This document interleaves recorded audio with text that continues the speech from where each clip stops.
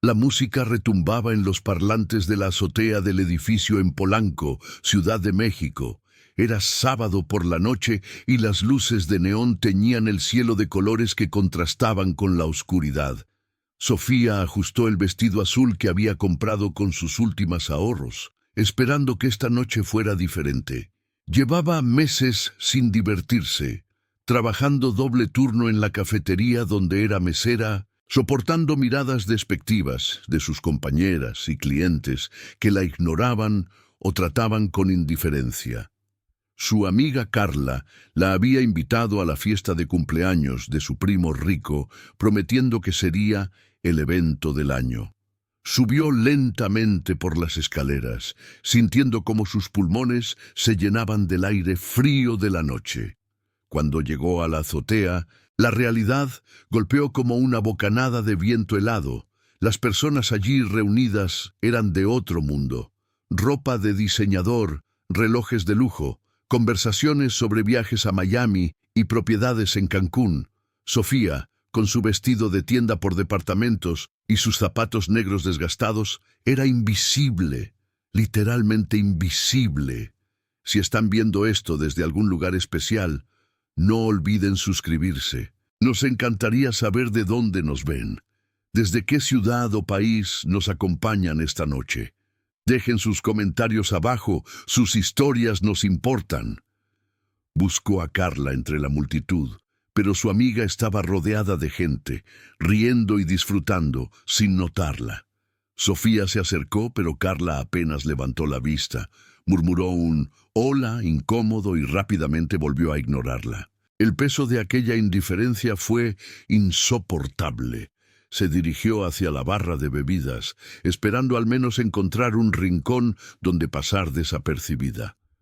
Un chico le bloqueó el paso deliberadamente, ni siquiera se disculpó. Una chica le hizo un comentario sarcástico sobre su vestido. Sus amigas rieron. Sofía sintió cómo la vergüenza le quemaba las mejillas. Se escondió en un rincón de la azotea, junto a una maceta con plantas secas, viendo cómo otros se divertían. Las lágrimas amenazaban con caer, pero se las tragó. No iba a llorar. No aquí, no frente a ellos. La música cambió a una cumbia moderna, más lenta, y la gente comenzó a bailar. Sofía se preguntó si alguna vez alguien le ofrecería su mano en una pista de baile, si alguien vería algo en ella más allá de su ropa o su trabajo. Fue entonces cuando lo vio. Un hombre se destacaba entre la multitud de jóvenes, no por su ropa, aunque su traje gris era impecable, sino por algo más, una presencia que hacía que otros se apartaran naturalmente a su paso. Tendría unos 45 años, cabello negro peinado hacia atrás, cicatriz fina en la mejilla izquierda. Caminaba como si fuera el dueño del lugar, porque probablemente lo era, o al menos así se sentía. Dos hombres corpulentos lo seguían a distancia respetable. Sofía lo reconoció de las noticias.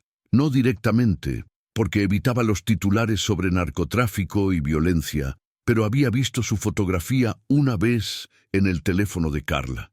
Era Víctor Delgado, el jefe de una de las organizaciones criminales más poderosas de la ciudad.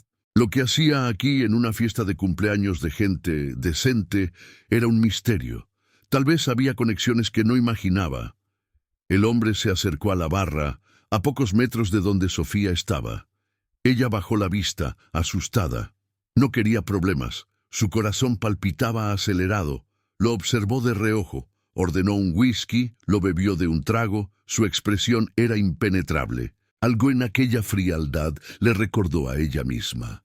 Aquella dureza que desarrollas cuando nadie te ve realmente, cuando todos pasan a través de ti como si fueras aire. De repente, la música cambió nuevamente. Un reggaetón clásico que hizo que todos se levantaran a bailar. Sofía permaneció en su rincón. Carla pasó junto a ella. Literalmente la empujó sin pedir disculpas, buscando llegar a la pista de baile.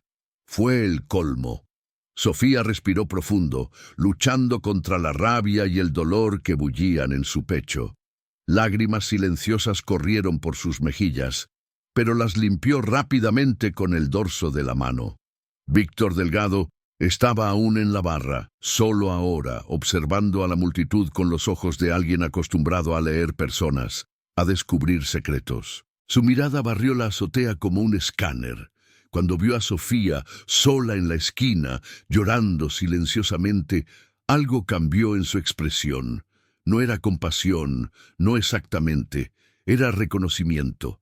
El reconocimiento de alguien que ha estado donde ella estaba. Se acercó lentamente, sin prisa. Los guardaespaldas no lo siguieron. Sofía lo vio venir y sintió pánico. ¿Qué quería? ¿Qué había hecho mal?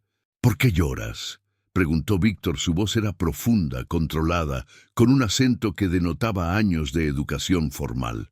Sofía levantó la vista, sus ojos grises encontrándose con los suyos, que eran negros como la noche. «Yo no estoy llorando», respondió débilmente, pero su voz traicionó la mentira. «Estás sola», continuó él, ignorando su negativa. «Todos bailan, todos ríen, todos conviven, pero tú estás aquí». Hizo una pausa, como una persona que no encaja. Sofía no supo qué responder. Las palabras se le atoraban en la garganta. Nadie le hablaba así, sin frivolidad, viendo realmente lo que había debajo. «Me llamo Víctor», dijo, extendiendo su mano. Sofía miró la mano, luego a su rostro. Sabía quién era. Todo México sabía quién era. Pero en aquella azotea, bajo la lluvia de luces neón, con la música de reggaeton golpeando su pecho, aceptó la mano. Fue un acto de rebeldía total, de desesperación quizás, pero era algo. «Sofía», susurró estrechando su mano, la mano de un jefe de cartel, un criminal, una mala decisión en términos de juicio común. Pero era la única mano que se ofrecía a levantarla. Lo que sucedió en esa azotea cambió todo. No fue romántico, no fue predestinado por el universo. Fue simple, un hombre poderoso viendo a una mujer invisible, y una mujer invisible viendo por primera vez que alguien notaba que existía. Ese momento, esa mano extendida, sería el punto de quiebre que dividiría su vida en un antes y un después. Las noches siguientes fueron un torbellino de emociones contradictorias. Víctor Delgado apareció en la cafetería donde Sofía trabajaba 3 días después de la fiesta. Vino solo, se sentó en una mesa estratégica desde donde podía ver la puerta y pidió café. Sofía casi se desmaya cuando lo vio. Su jefe, Mario, puso una cara de pánico absoluto, y de repente todos en el lugar fueron extraordinariamente serviciales. Víctor no pidió que Sofía lo atendiera, pero ella lo hizo de todas formas, sus manos temblando mientras colocaba la taza frente a él. «¿No me reconocías?», preguntó él, una sonrisa apenas perceptible en sus labios. «Claro que sí», respondió Sofía, sin atreverse a sostener la mirada. «Sé que trabajo en una de las empresas más grandes del país. Tengo negocios en toda la ciudad». Hizo una pausa, como si eligiera cuidadosamente sus palabras. «Pero alguien me dijo que podría encontrarte aquí, trabajando como mesera en una cafetería en la colonia Roma». El corazón de Sofía se aceleró. Había investigado sobre ella. ¿Por qué alguien como Víctor Delgado gastaría recursos en una persona como ella? «Carla me dio tu dirección», continuó Víctor, como si leyera sus pensamientos. «Le pregunté sobre ti después de la fiesta. Quería asegurarme de que estuvieras bien». Sofía no sabía si sentirse halagada o asustada. Probablemente debería estar asustada.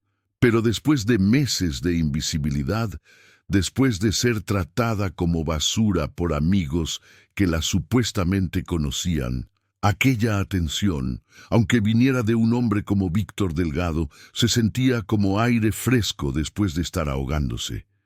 En los siguientes 2 meses, Víctor se convirtió en una presencia constante en su vida. No fue abrupto ni agresivo, simplemente empezó a aparecer. en la cafetería, en el parque donde ella ocasionalmente se sentaba a leer después del trabajo, en el supermercado donde compraba sus víveres.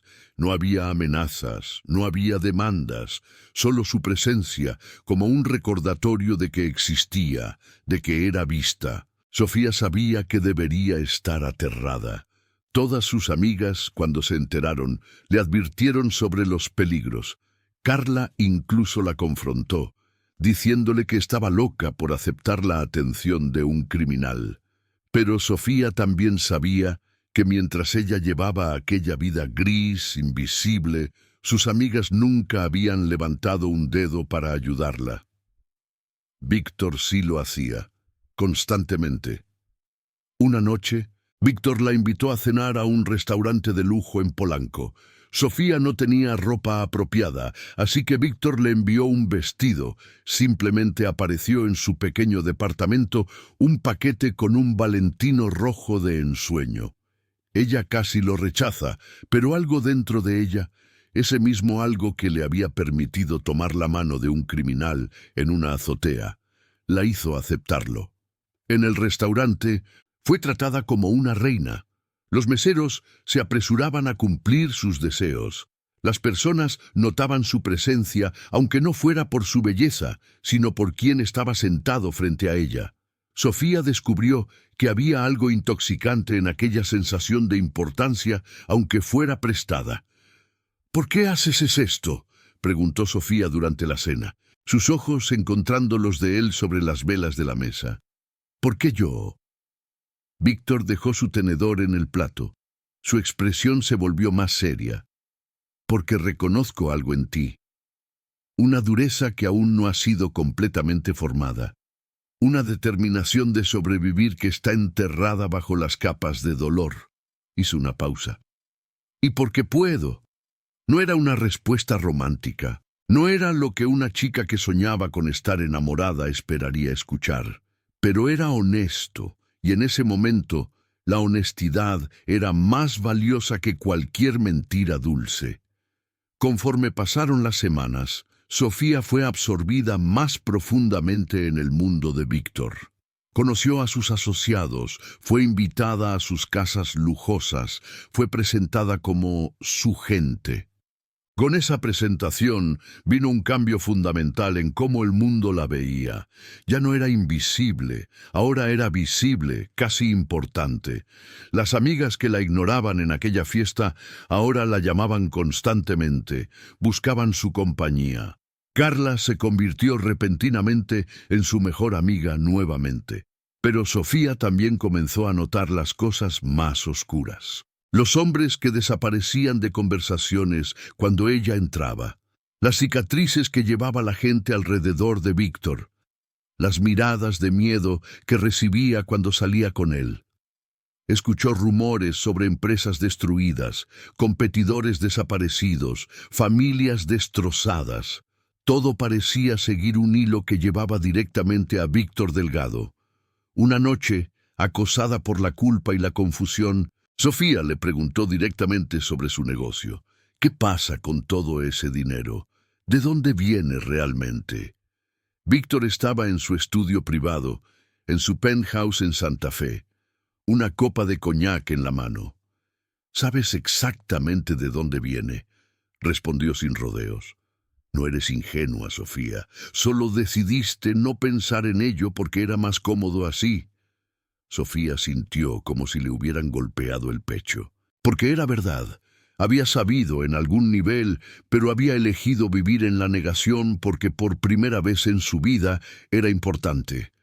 Porque finalmente existía. «No puedo. Esto es demasiado», murmuró, pero sus palabras no tenían convicción. Víctor se acercó a ella, sus ojos negros penetrantes. «¿Quieres volver a la cafetería? A ser invisible, a que Carla y sus amigas te traten como basura». Su voz no era amenazante, solo factual.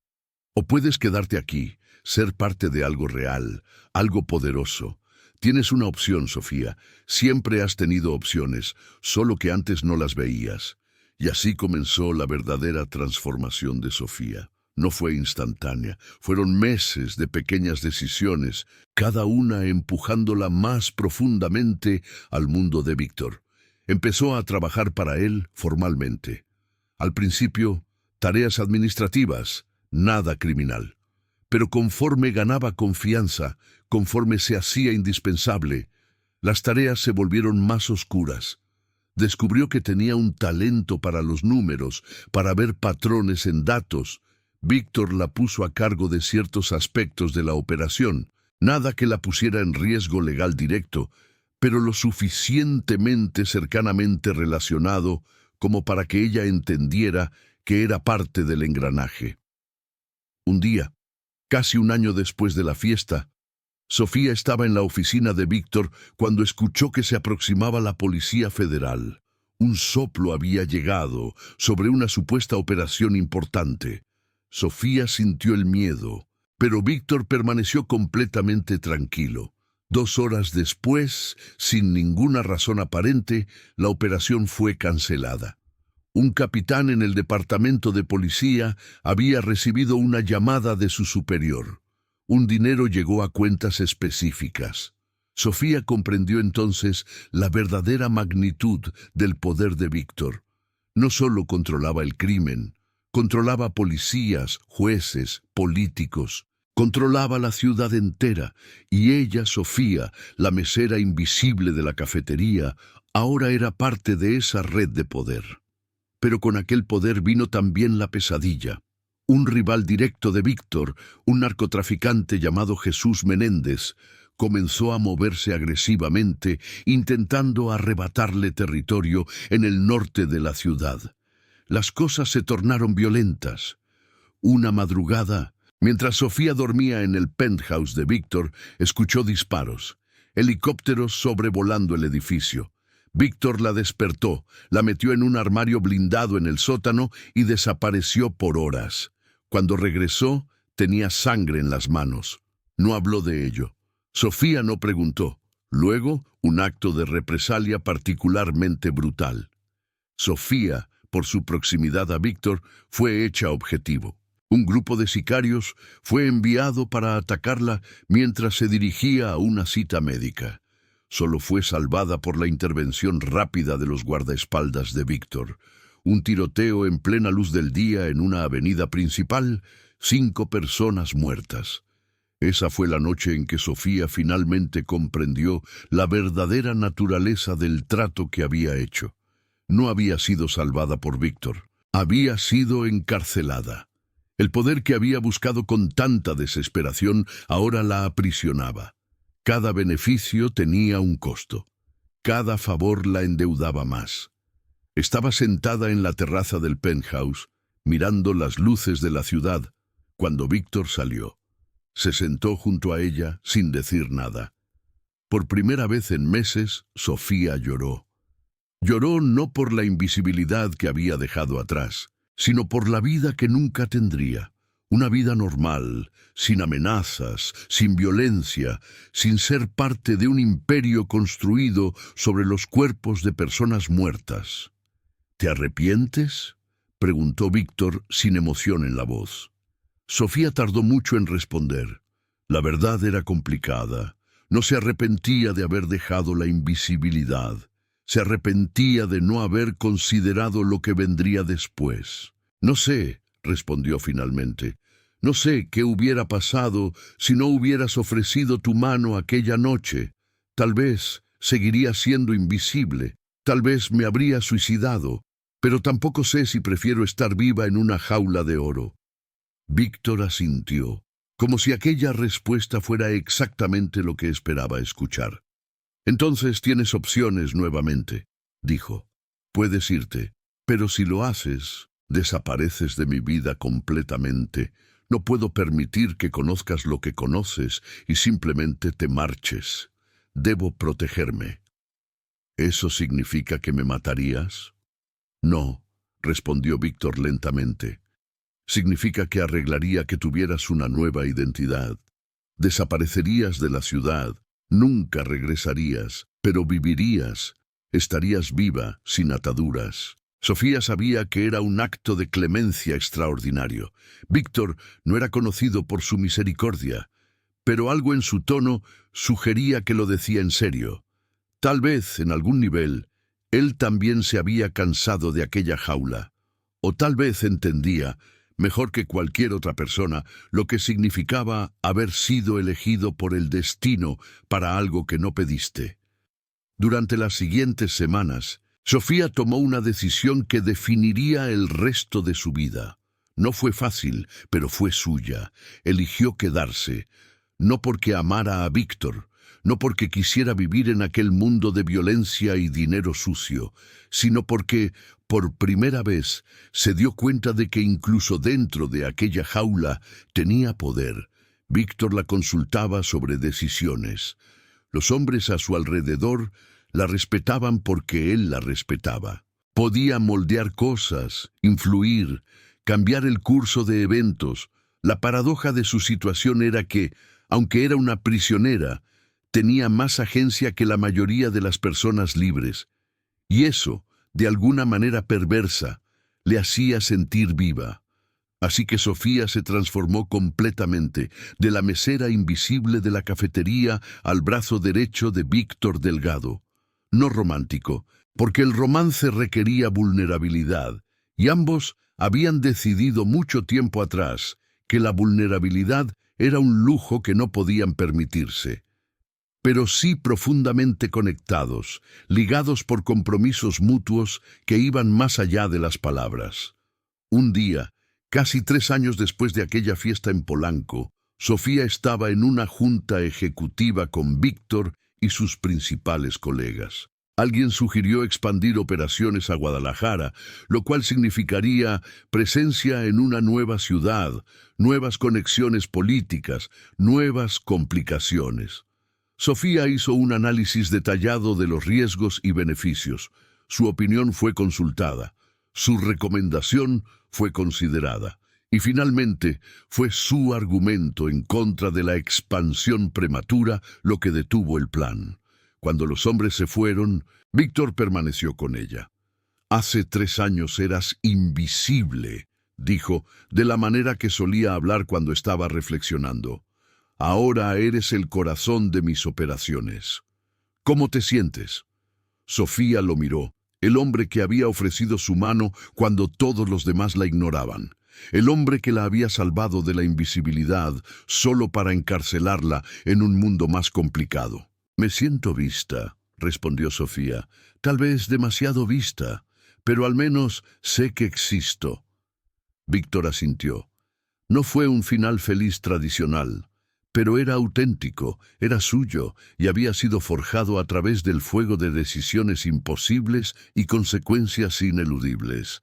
El destino no había traído a Sofía a aquella azotea por magia. El destino es solo lo que sucede cuando las decisiones de una persona se encuentran con las decisiones de otra. Y en aquella intersección, en aquella mano extendida de un jefe de cartel a una mesera invisible, nació una historia que era tanto trágica como liberadora, tanto oscura como iluminadora.